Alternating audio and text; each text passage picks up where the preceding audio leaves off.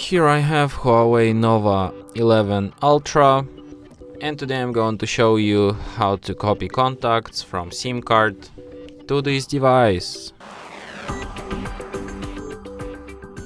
So firstly, you should go to Contacts application, which you have pre-installed on your device.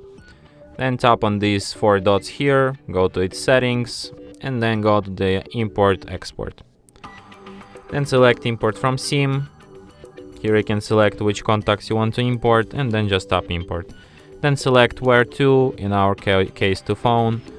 And now you will have these contacts here on your device's contacts list. So as you can see, one copy is on the SIM card and another one on device. And that's it. Thanks for watching. If you find this tutorial useful, don't forget to hit that like button and subscribe to our channel.